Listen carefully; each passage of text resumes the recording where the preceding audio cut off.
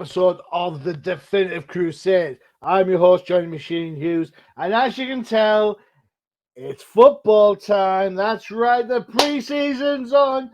Everybody's team's going to win the Super Bowl. Who's going to find out who's going to finally get there? Well, these two don't care. It is Freyja and it's Matthew. Dang right, I don't care a thing about football. Football's boring. Hey, well, see what this is what I have got to put up with. You know, I spend all off season talking about this. No, I mean, as long as no one talks about England losing to Spain in the women's. Oh, hey, World Freyja, Cup. did you hear about England losing to Spain? No, I've heard about other Wow. things.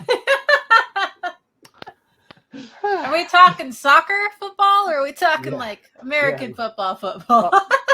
Soccer football. Soccer football. So, unfortunately, Lionesses didn't manage to win the big one, but well done, girls, for getting to the final. Yes, I said girls, and you can hate me for saying girls. If you hate David Beckham for saying girls, then you can hate me for saying girls. I'm all right with that. If I'm in the same boat as David Beckham, that's pretty much okay with What's me. wrong with girls? David Beckham in a big promo speech cheering on the Lionesses. So to give you some context, the English football team, soccer team, they're called the Lions. Yeah. So then the women's team's the Lionesses. Okay. But in his promo speech, he called them girls, and loads of people on Twitter have absolutely started kicking his ass, saying they're not girls, the women are. But women are girls. They shouldn't be identified as women or girls. They should just be identified as football players, and so on. What's wrong with girls? Hey, I have nothing. Because if he wrong said, "Hey guys, let's go, guys," no one would give I a shit. am- Why is it always women? Why is it always? I have no problem. Well, I have no problem with How about girls. this? I like girls. I like every aspect of girls. Yeah. So let's just put that there. Because calling a woman a girl or a girl, it's not demeaning in any way. It I don't get comes it. back to being woke and not wanting to misgender anybody. Well, if they're on the women's team, they got to be women, right? So girls are women. Women are girls. You would think, but technically, The only Twitter, people. Well, Twitter is stupid. So the only people who are upset about being called girls, for some reason, think that girls are inferior to boys. If you didn't think that way, you wouldn't mind being called girls. So that's your complex. So shut up, people. Yeah, who runs the world? Girls. Well, how about them comics? How about girls? the comics that came out? This Yeah, past yeah, week? the comics. Yes. No, we're a minute into the stream. Yeah. Let's just take what you're saying, which I actually agree with, by the way. Why don't we just stick a pin in that for later on? Because I'm sure there's going to be elements of that pop up. Thanks to someone's pick, not naming any names. Matthew. You're welcome. I'll name names. It was me. It was all Matthew. Who's Matthew? It was Matthew's Who's Matthew? Matthew, you can change your name. We know who you are. All right, Knight, whatever. Yeah. I am the Knight. Yeah. Try and pick better books. That's all I'm saying. All right, okay. That's a bit harsh. That is a bit harsh. There is elements of that book that I actually applaud. So we're interested to see when we get there. But first off, we're starting off with this bad boy, or bad girl, depending on your point of view. It's Night Terrors, the Tanner #2. So this is 2 of 2. One of the tie-in books that are gonna give us the heebie-jeebies. We looked at the first issue a couple of pods ago. This is written by Dennis Culver, art by David Baldian. Rain Burrito is on colors, and Pat Brasseau is on letters. And I'm going to say right from the start that Pat Brasseau, your work since I first saw it on Woman, absolutely is getting so much better. I absolutely love the lettering in this book, so that was really well done. Freyja, we looked at this the first time around. Mm-hmm. Any much more in this? So the same problems exist in this book as the previous book. Zatanna is like the worst part of the art, unfortunately. I still hate. There are a couple of panels though. There are a couple of panels where she really rocks. There are a couple of panels where she looks amazing. I will give her that. Like the one on page 9 or 10 before, like when she's on the steps and she's looking down. That Hang on, where we get there? 9. after that, there it is. She's Yeah, looking down. That one is really well done. And then like the next page where she's crying on the floor is really well done. agreed. So there are some really, really well done panels, but like it's her eyes. That's my main, her legs and her eyes are the main issue I have with her. And it's just weird. But like the best looking part of this are the villains. The villains look absolutely amazing. And it just, I don't know if it's because of their design or what, but they just like a couple of pages in when he's coming through the darkness, he looks fantastic. It's just, it kind of, that's why I was like, it has such a weird disconnect with like how Zatanna looks versus how like the Lords of Nightmares or whatever look like. It's just so weird. Like they look fantastic. That's my favorite panel there. Top left, top right. Sorry. You go from this manga inspired, oh my god, big eyes, and then it's like bazinga. Yeah. You've been tomfooled. Tomfoolery abound. I can't say that backwards, but you know, stay hey ho. I agree. The artwork is for the villainous characters are really cool. Rustbringer, aka Cliff Steele, the nightmare version of him is pretty sick. I really like it. Goldar from the Power Rangers. Make my monster grow. The sword that she uses to like stab everybody and convert them. I think that's a really cool design. I'll give you that. I really like it.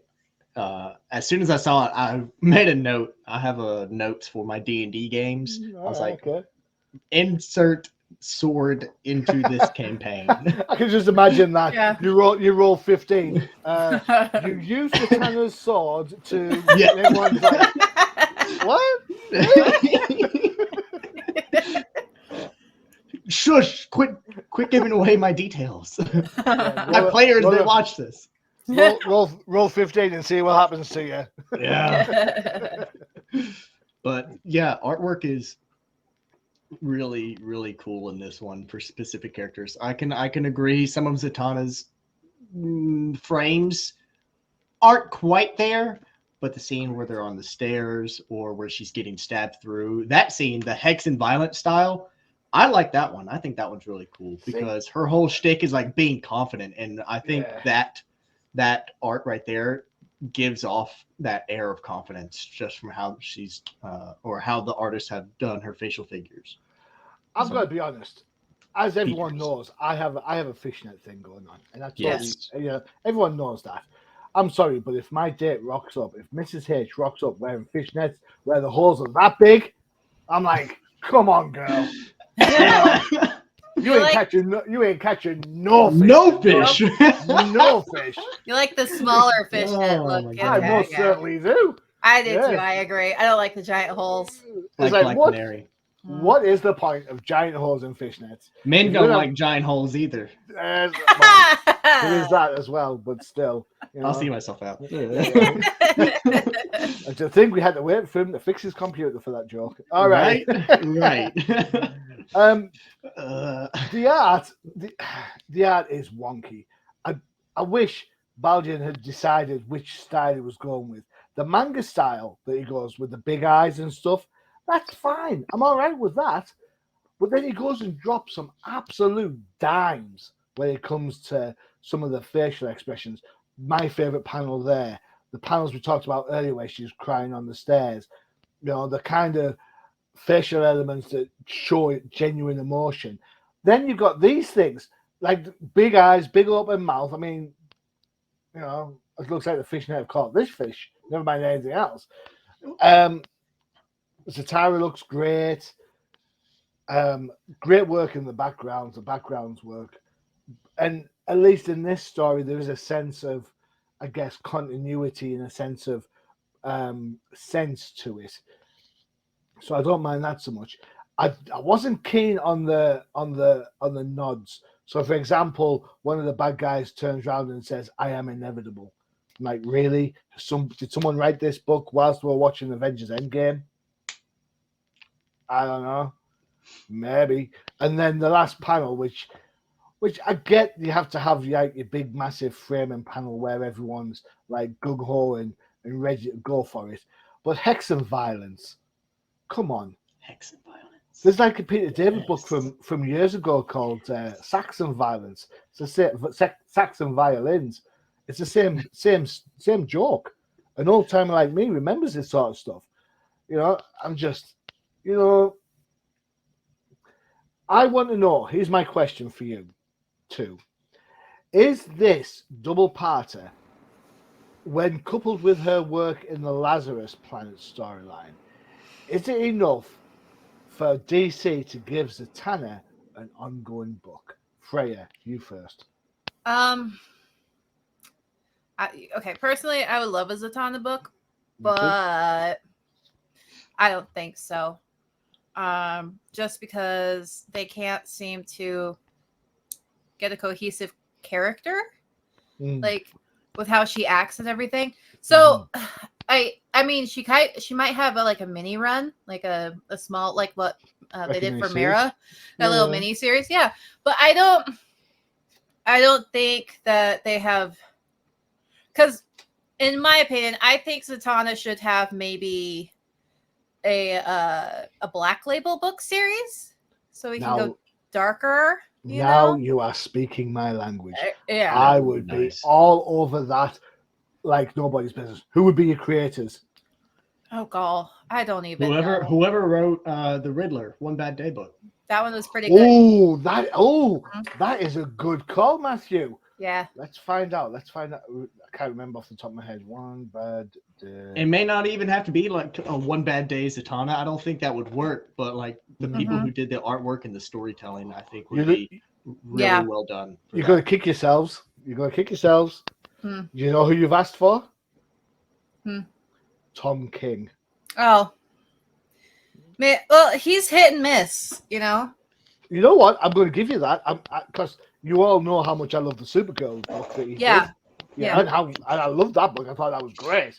Aren't they doing like a movie or a show off of that? Yeah, exactly. Yeah. That's how good it is. Yeah. Matthew, yourself, what about yourself? Do you think her appearances in Lazarus Planet and this two-parter and the fact she's a magic person dealing with magic issues in the whole Night Terrors element, is it enough to get people wired and all head up for a Zatanna book? I have to agree with Freyja. I don't think it's quite enough to get there, but maybe do like a mini series for Zatanna. I think that would be really good. I also have to say on who would be. I have two things. Go for it. Who would be a good writer for a Zatanna solo series would be the guy who did DC vs. Vampires, Matthew it's not Roger. Rosenberg. I think he would bring an interesting twist to some things. I think he would do a good job on that. The second thing was going back to your statement about the eyes. Since this is, nightmare, something to deal with creepy, kinds of storytelling. We've seen Big Eyes work. I mean, Tim Burton. Tim Burton, famous for his works in Princess Bride, or not Princess Bride, sorry, The Corpse Bride. Princess Bride, not quite. Not even quite close, man. The Corpse Bride, Nightmare Before Christmas. All those characters have the giant eye features. And so the larger eyes can work if done correctly and consistently. I didn't see it consistent throughout this issue. So, you know who I would like maybe to do a black label Zatanna book was, what's his name? The guy who did Harleen, Sejic. People are going to think that you and I are kind of on the same page because that is exactly an image I'm downloading as we speak. Stefan Sejic. If you are going to do a black label book and it's going to feature someone like Zatanna, you want Stefan Sejic. The guy draws gorgeous women. Beautiful. He's not against any element of the fetish element that goes in. I mean, just check out Sunstone for Harleen prime was. example. I loved it. Harleen was stunning. There you go. Freyja, you are on my wavelength. I am. You are. We've done this too long together. Yeah. Stefan Seach, a writer and artist, colorist, creates the whole thing. I would buy a 3-book black label book of Zatanna with Stefan Seach. Yep. The fantasy stuff he draws is just out of this world. It's not just about the legs or the babes. He draws great monsters, great creatures. You know what? Yeah, sold. You get massively agree. 10,000,000% Yeah. on that one. Definitely. Oh, the world's scary when we agree on things. I know. Oh my god. There you go, DC. Get it sorted. Let's have Stefan Seach on a Zatanna book. Let's see if we can get that done. Do it. Where did I say next? All right, we're going to keep it Night Terrors. Frey, this was one of your choices. Your choice. I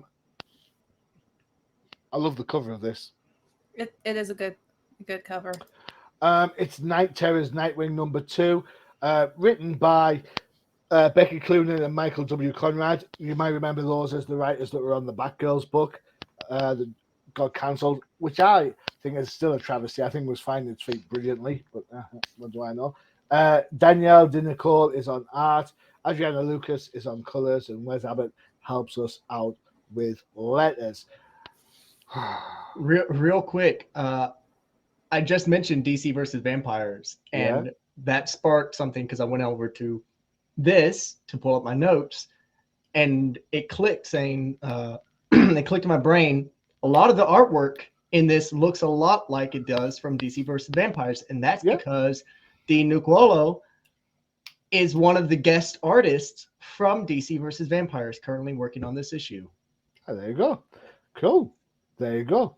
I know that the main artist was Otto Schmidt, and I think I love Otto Schmidt as I loved him on the Catwoman Future State book, and I loved him on earlier issues of DC Vamps. You're right, Matthew. DC Vamps, I think, was an absolute, went on too long. I think we can all agree it went on just a little bit too long, but the premise was really well done. Excellent, good call. Thank you for sharing. Freyja, tell us about that. I'm so sorry. I keep coughing. It's all right. I've been dealing with this for 2 weeks now. I'm sorry. That's fine. It's all right. So as with all the Night Terrors book, when they're trapped in the nightmare, nothing really makes sense. Everything's weird. So essentially the whole not the whole Bat family, a number of the Bat family are trapped in this like nightmare Arkham Asylum thing going on. And they've been like put in cells with supervillains like Nightwing's with a Scarecrow, and Cassandra's with Bane. Cassandra's with Bane. Steph is with Scarface and the ventriloquist. She's like shoving his face in the toilet, which good for her. And I don't know how Cass took down freaking Bane by herself, but she did it. She took off his mask. She took his mask off. Yeah. Easy. So Nightwing's kind of teamed up with Scarecrow to go rescue Barbara, who's being dragged down the thing. The weird thing is that he Nightwing goes from calling her Babs to calling her Oracle. So I was kind of confused. I'm like, Babs. Well, I guess they are in a room with all the villains, so but they know what her face is. So I don't get it. I do like how Killer Croc is a freaking If you didn't mention it, I was going to. Yeah, I love that. I did appreciate that. I'm kind of confused because even in the Punchline book, Barbara is a robot. And I was like, what's going on with Babs that she's a robot in everyone's dreams? It's kind of weird. So they kind of figure out a way to escape. the little Arkham. They go into. So I kind of like physically cringed at this. I'm like, and my niece came up and she's like, "Why is there the back rooms in a Batman book?"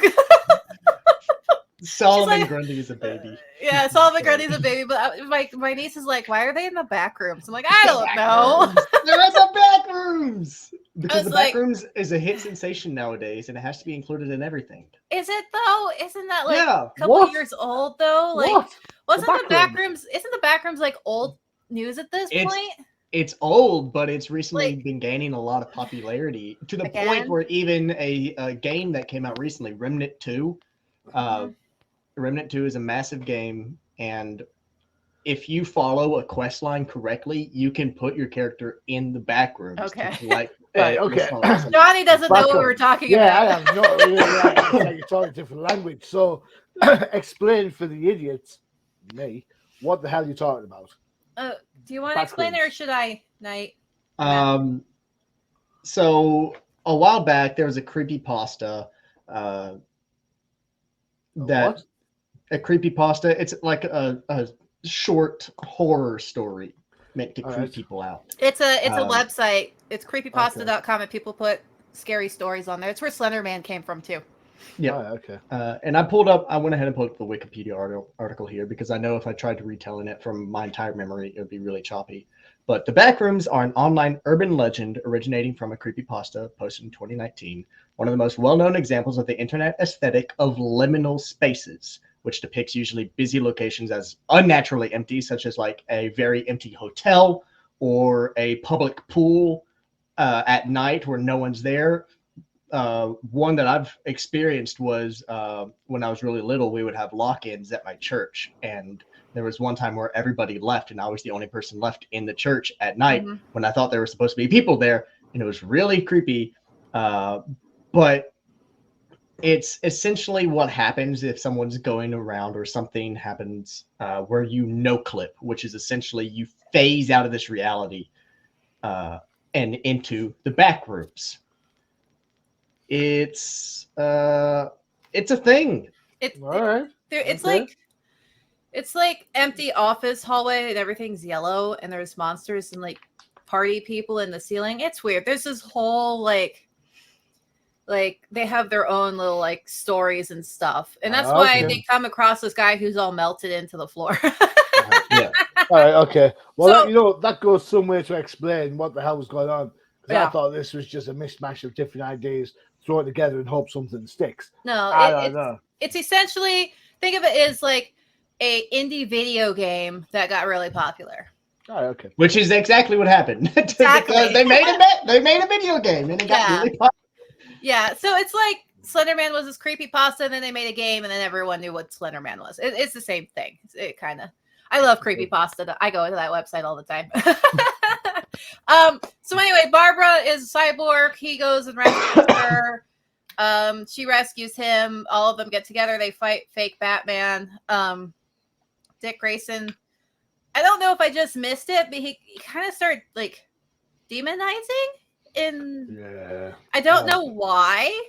I was confused. From what they said is that the longer you're in the nightmare, the more likely you are to become a monster, a nightmare. Hence why Barbara has become this machinery, because the biggest thing she fears is being too reliant on machinery. And so her fear is that she is becoming more machinery than human.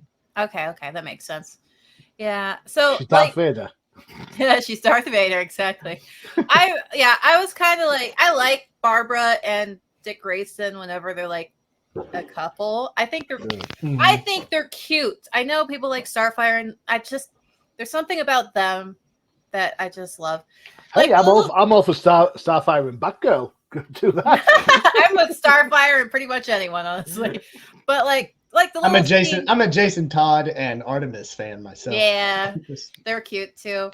But like the panel where something about a big strong woman just. Who was it? Like Spike from what was it? Cowboy Bebop. He's like, I love a woman who could kick my ass. Yes. Is that not just Spike from Buffy the Vampire? I love Spike and Buffy. But yeah, I like the panel where like he's laying in her lap and she's like, "Shh, baby, I'm right here." I'm like, I love that. Yeah, that one there. I was like, I love that. I love that shit.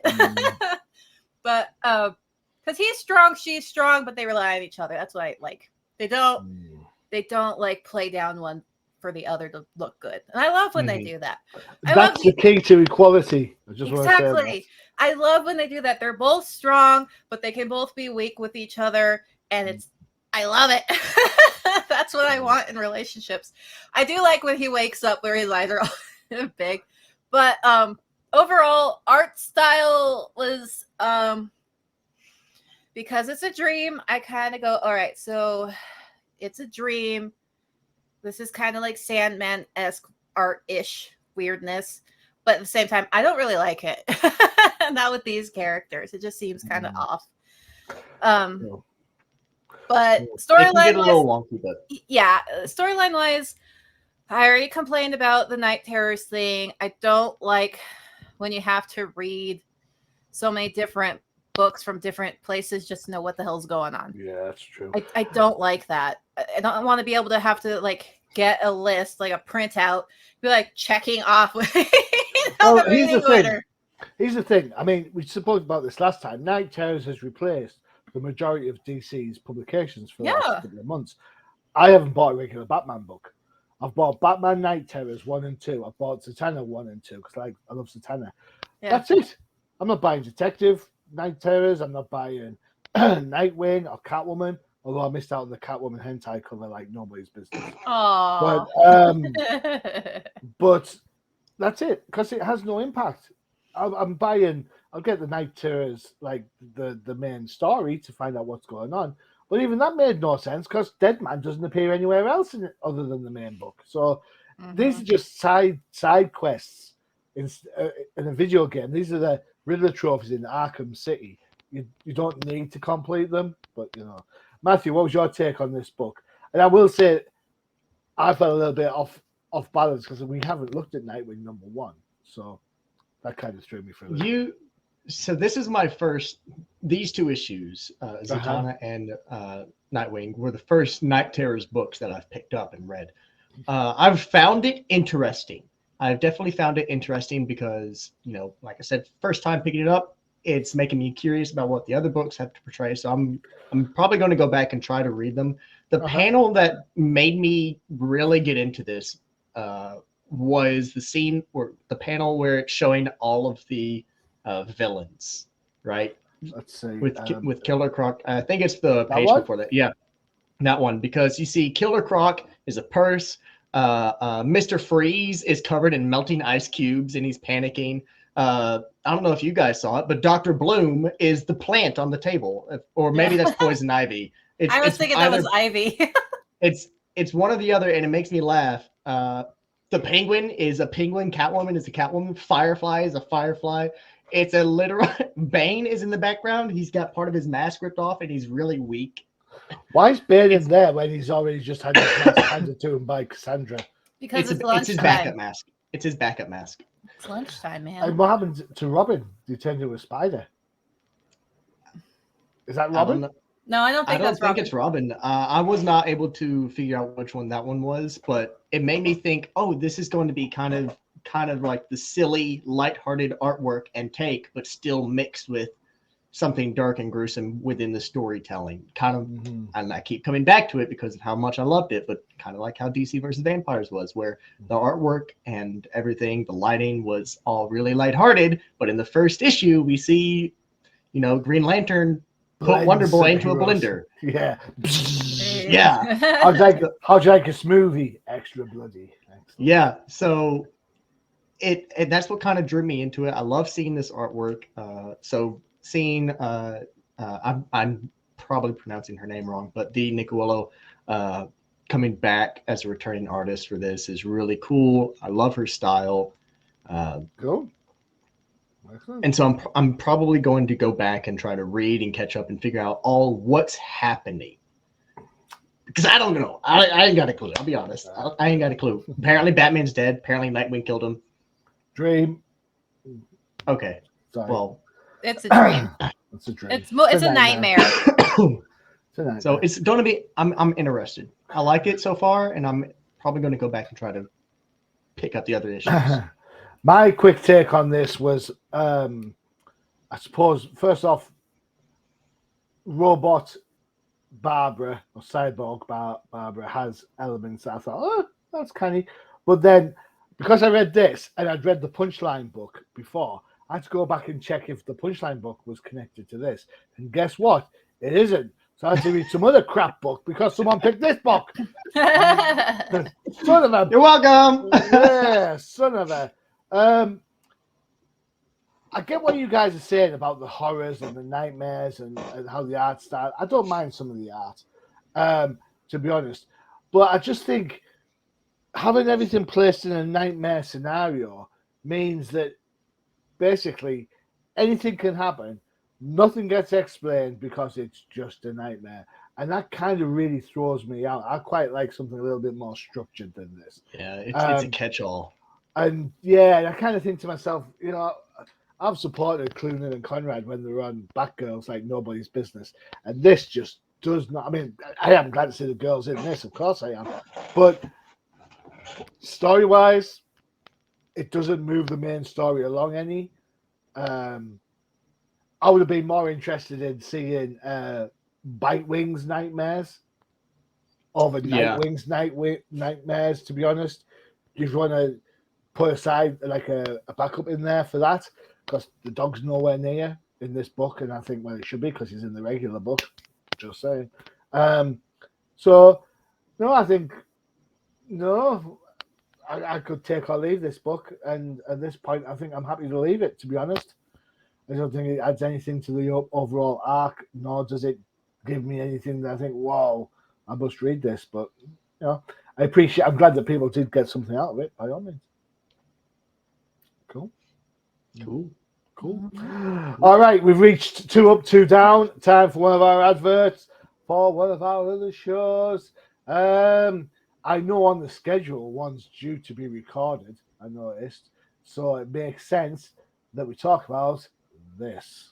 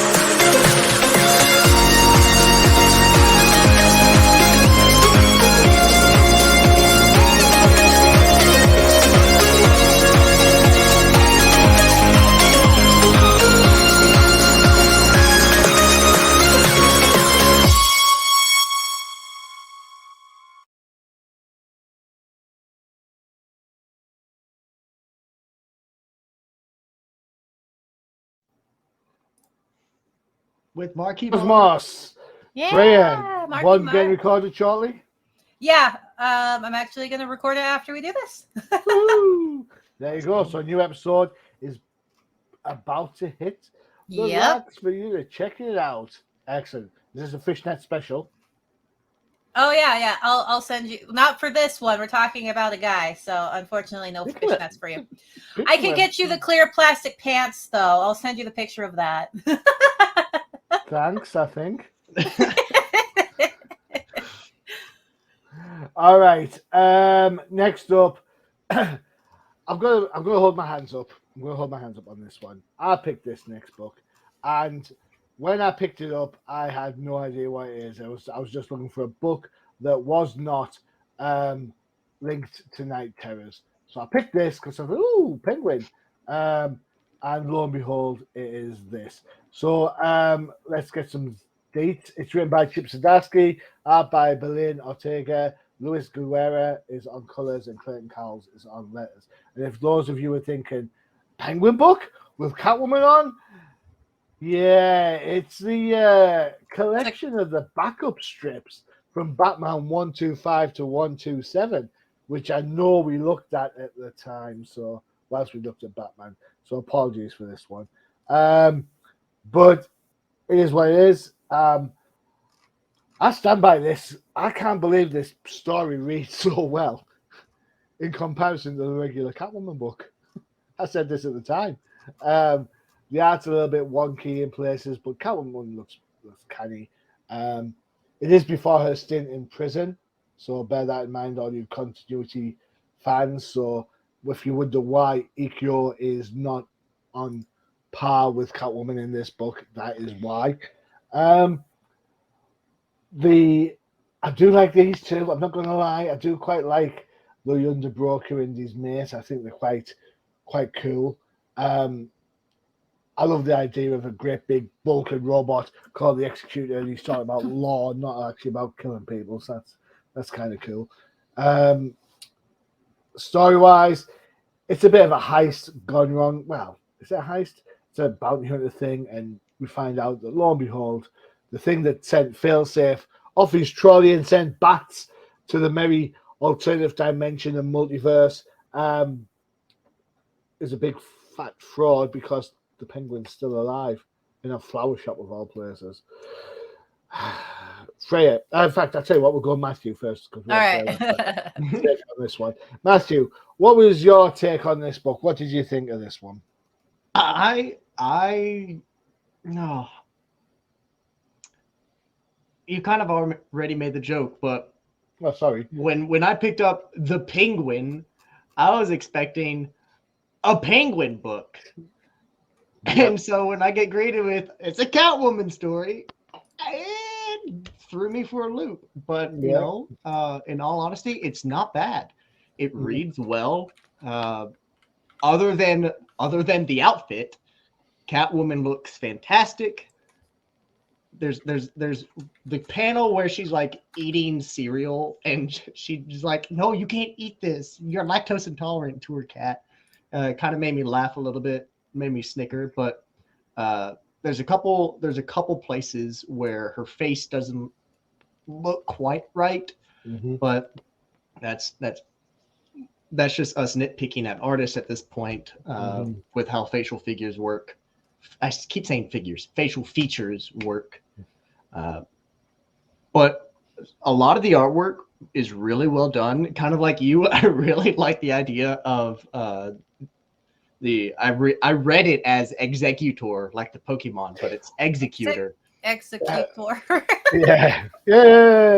I read it as Executor, the Pokemon, but it's Executor. I really like his idea where he's just this big hulking guy that can just Thanos you just with one hand. Yeah. But he's like a lawman, and he's wanted to do everything by the book because that was the purpose for his creation, was to be a lawman. Yeah. And with the twist of turns out one of Penguin's kids is going around and unaliving the other Penguin's kids in order to be the remaining one in the will. It was kind of cool. If I had to give it a score, I'd give it a solid 6.5 out of 10. It's a good read. It wasn't a Penguin book. That's why it's not any higher, is that it was a Penguin book. But it's not bad. It's interesting because, Matthew, you're absolutely right. It's not a Penguin book. But there are movies in which the villain is hardly in it. I've said this before, and I'm going to stick by this sort of thing. In the movie A Few Good Men, the Jack Nicholson character is only on screen something like 20 minutes, yet the whole movie is about him. With that idea that the Penguin is not actually in this book till the last couple of pages or so, Freyja, do you think the idea of the Penguin is enough to carry the book through to that conclusion? I am full of good questions today, aren't I? It's great. Yeah, you are. You're killing it. I'm doing research and stuff. I'm kind of upset that you asked Freyja the question because hey, Matthew, you should jump in after Freyja on this one by all means. Yeah, go for it.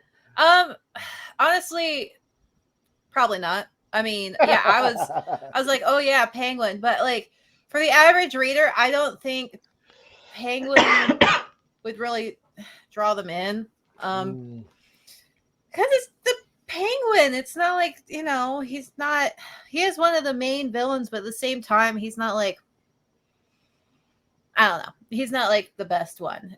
He doesn't, it's just, I don't know. He doesn't draw me in, at least. But like if it was Bane, maybe, or it's just Black Mask or something, it's just Penguin is Penguin. I don't think Bane or Black Mask would fit that role as well, though, because I don't know. I think Bane could, Bane's awesome, man. But yeah, I don't know. I think Bane. Bane doesn't own the Iceberg Lounge.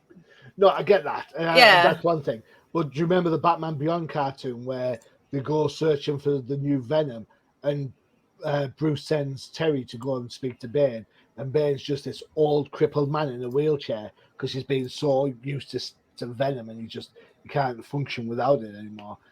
I think as an idea of trying to break the cycle, which is what Penguin's trying to do in this book. He's trying to break the cycle of Penguin versus Batman and go through the mill a few times. I think Bane. I don't want to bargain about Black Label books again, but I think there's probably a Black Label addiction book in there somewhere. Matthew, you mentioned the question goes to you then, sir. Do you think the book without the Penguin, the idea of the Penguin, is it strong enough to carry a book without him in it, or do you need to see the waddling crime lord of Gotham? I think it would. I'm actually going to take the adverse stance on this one. I think it would, because as I was saying earlier, this specific role I don't think would fit many of the other Batman villains. You mentioned Bane, but they've already done that idea. They've already hit that idea. I can't recall the last time we found the Penguin trying to be like, I'm taking a step back. I don't want to do this anymore. I want to break the cycle. I don't want to be the Penguin. I just want to be Oswald, the plant or the flower salesman, and let my kids do whatever. They can have it. Also, there's a really big thing that I've been hearing about recently.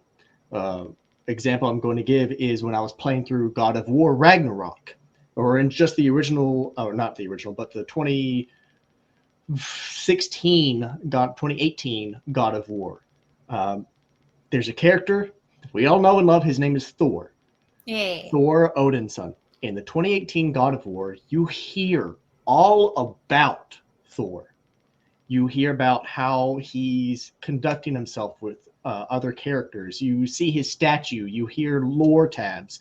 You see the after effects of battles that he has done. And he has this massive story presence, but he's not in the game.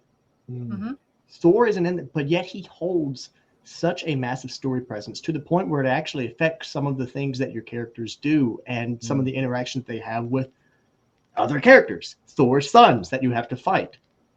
But in the God of War Ragnarok, the adverse is true in this one. Thor now has a main active narrative presence. He's one of the first people you meet in the game, and he's there in the story. You are having to deal with him several times. You're playing as Atreus, and you are going through, and you're partnered with Thor, and you're learning about his and his storyline, and it helps drive the story forward. I think there's something that can be gleaned from that storytelling into this. In this issue, it's called The Penguin. So we are already introduced to the massive story presence that the Penguin has, where it's his decisions. We're under the impression this was his book, but it's actually a Catwoman storyline. But yet everything revolves around the Penguin up until the very end, when it's revealed that Oswald is still alive. You could take it a step further and say the whole failsafe story that was in Batman around this time was also about the Penguin, because failsafe comes to life because Batman's allegedly killed somebody, So Yep. you know, the Penguin has that. It's interesting. I personally, I love the Penguin as a kind of semi-legal club owner doing some dodgy deals on the side. I think it was introduced as the Chuck Dixon, Graham Nolan era, where he's the iceberg lounging, has that kind of, I'm just a club owner. Yeah, Pengy, of course you are. I can do without all the trick umbrellas and all that sort of stuff. You know, that's Batman 66 stuff, which is fine. I love that. But Penguin as a serious character, I think can work. So, you know, it'd be interesting to see where it goes. And there is, as you saw the final panel there is a Penguin book coming out later this month. So we'll see if this is going to be a continuation of this little sign-ups, this little kind of like breaking the pace. But, you know, it just goes to show you can write a good Catwoman book. Yeah. Even if Surprising. Even if she does have her armpit showing. I hate it so much. I hate it. Like, it's the worst suit ever. There you go. Check that out. There you go. That's my outfit. Can I? Yeah, seriously. But like, can you? Oh, jeez. But like, with the book though, I appreciate how they use the whip and it looks like her tail in panels, you know, stuff like that. But there was one thing I don't think I've noticed, but her hair, they couldn't figure out the length because like when she meets the executor, in her apartment, she has like a pixie cut going on. It's short and there's whatever. But later on, she has her hair in a bun. You can't do that when you got a pixie cut because you don't have enough hair to even put it in a ponytail. So now all of a sudden she has long hair and it's in a bun in the back of her head and she's in the office. I'm like, can you guys just like, does she have super growth hair? Because her hair is two weeks had passed. 2 weeks had passed. Your hair doesn't grow that fast. I want to say in the space of a week, mine changed. Not that much. But I will have to say that is an interesting point you bring up because it links back to that, back to where 2 weeks had passed things. There's kind of a plot hole that if you're not careful, you'll miss it. When the executor, oh my God, it's going to be so rough saying his name. When he shows up in her apartment, he says that the date to read the will and testament is in 7 days. And then later on, she says 2 weeks have passed. Oh, for crying out loud. And so there's a plot hole there. So they said 7 days until the will and testament is meant to be read. 2 weeks have passed, which is 14, and it still hasn't been read. Yep. Can I also say that I wish that her official outfit was the one where she went to meet Oswald in? Like page 22, where it's like the corset, the corset and like the blazer. That's a hot cut. I love it. She should wear that all the time. Don't you agree, though? Don't you agree? I agree. But I'm old school. I like the purple dress with the thigh-high slit. I do too. So, yeah, I'm a single man. I like titties. I'm just saying. Hey, like, girls, women appreciate them too. I just want to say I'm a married man and I don't have a problem with them either, but just saying. All right. Okay. Last up is Matthew's choice. The best one out of all of them. I say not sarcastically at all. We are saving something to the last, whether you choose to believe this or not. This is Hawk Girl number 2 of 6, written by Jadzia Axelrod. Jadzia, that is a cool name. I hope to God it's not made up. Amanakai Nuhalpan, I know I've said that wrong, is the artist. Adriano Lucas is on colors. Hassan Otsman Alawal is our letterer of choice. And then, as I said before, when we looked at this, Freyja, I love Amanke Nilpan's art. I love Hassan Otsman Alawal's lettering. I just don't know what's going on here. Matthew, other than Blind Panic, why did you pick this book? I was like, Hawk Girl. We haven't seen a Hawk Girl thing, or we haven't read a Hawk Girl thing in a while. Sounds interesting. And I will tell you right now, my favorite thing about the whole book is the fact that Kendra is Well, I mean, I've already said my preference for women twice All now right, all right. in So this she's episode.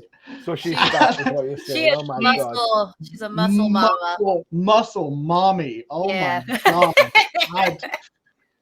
Them thighs. You could wash clothes on those abs. It's Just- she can crush my head between her I've thighs. I've got a problem, my Yeah. guys. I've got a problem. But that's my favorite part of the book. Everything else, something story about a dog looking in his reflection and seeing another dog with a bone, and then the fox is like, he's got a bigger bone than you. And so the dog loses his meal and the fox is fed. That's something like in the beginning.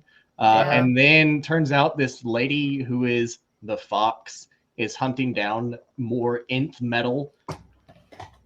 So bringing that back, and then proceeds to find Kendra, who is loaded down with this stuff. And she's like, haha, guess what? You're going to come to me later on. And then there's a whole bunch of other stuff in the middle. She goes to a gay bar, has a party.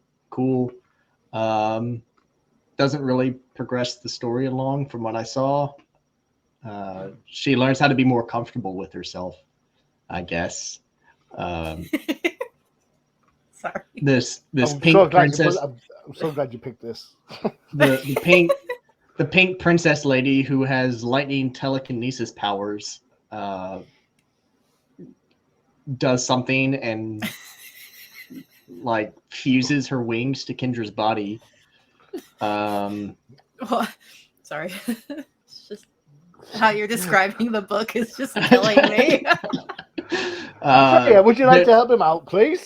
There's some nth metal I that don't she know. uses to turn. So the fox lady at the beginning uses some nth metal to turn these two guys she abducted into a very bad transformer and evil werewolf.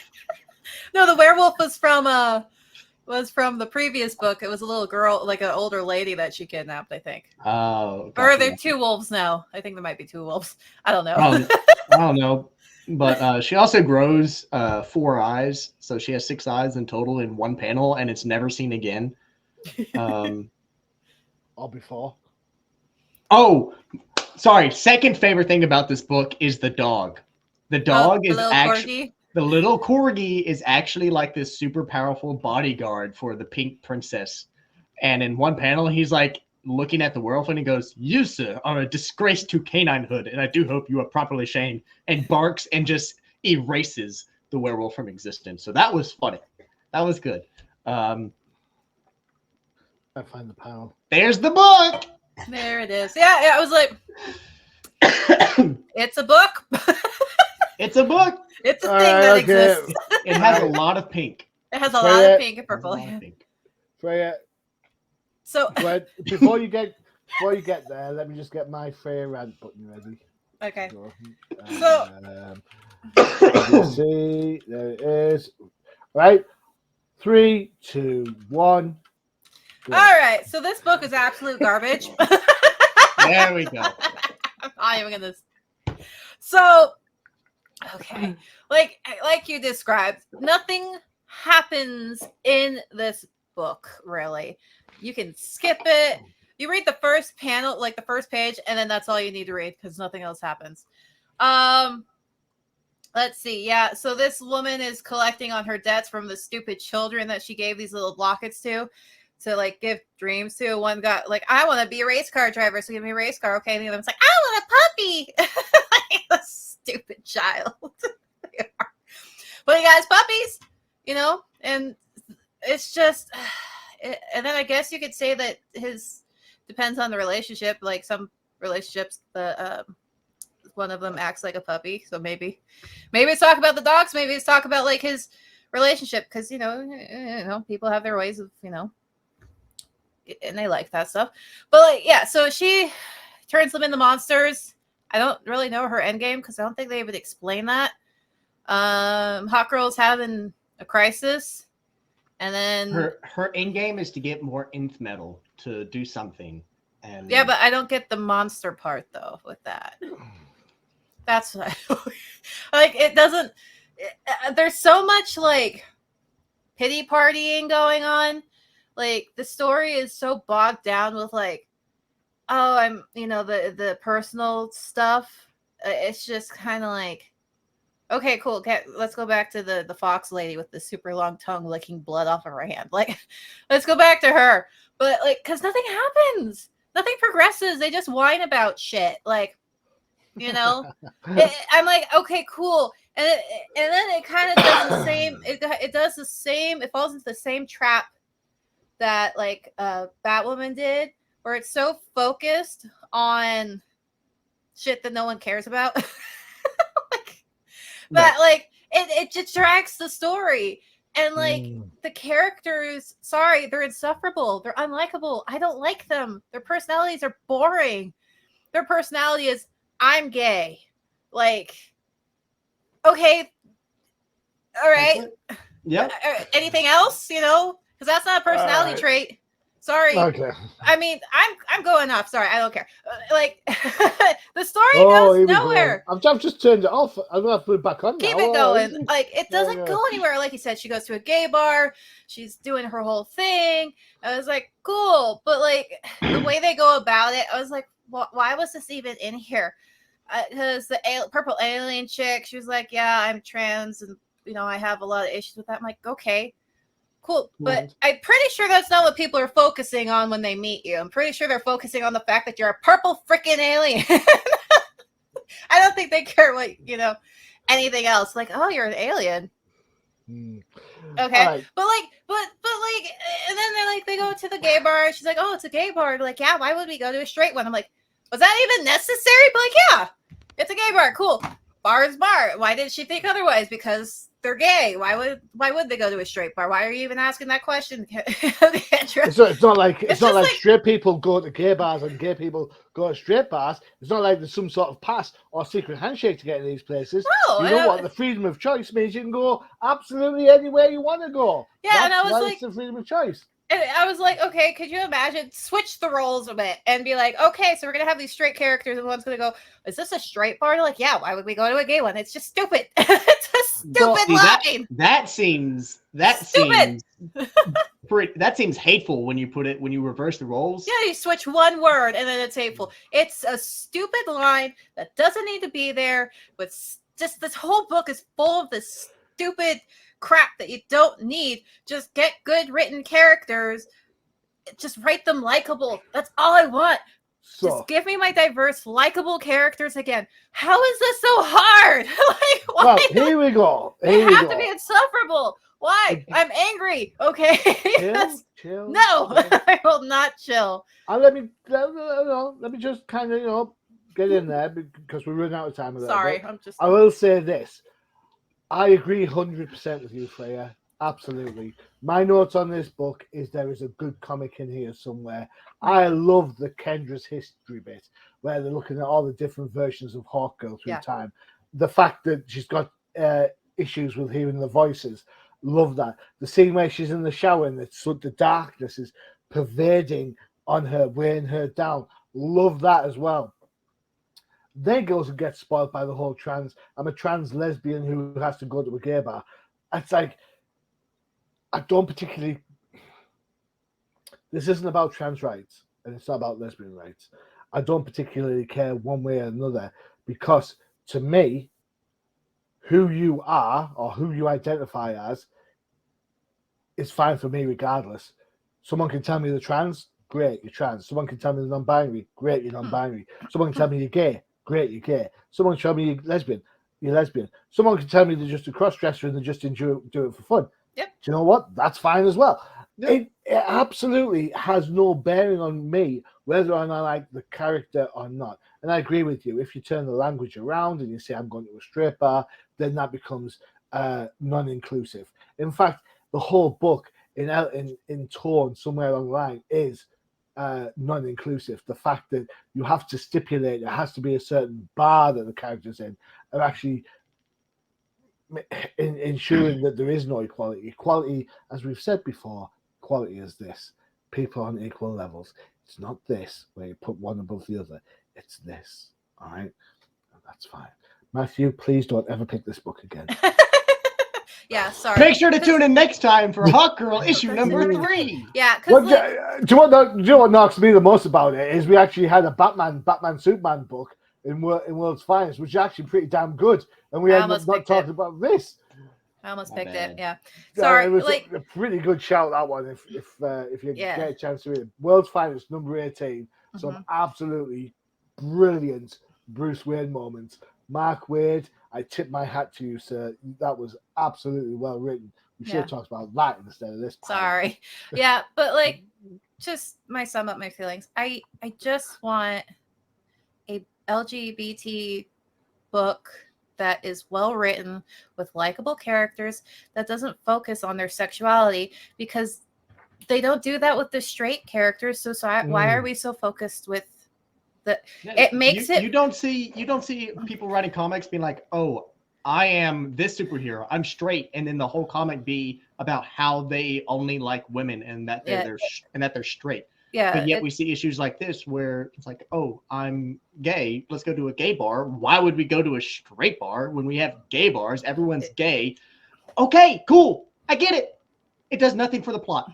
Yeah, it's not. It doesn't. That's the whole point, and we've talked about before. That's what was wrong with the Batwoman book, and it just, which people love Batwoman, and I was so disappointed. And every time I read these, that's why I'm so angry about it, is because I want this, but I want it to be good. I don't want it to feel like table scraps, or like they went, oh, let's have the intern write this. You know, like I want to feel like it actually had people devoted and actually want it to be good, because this doesn't feel like that.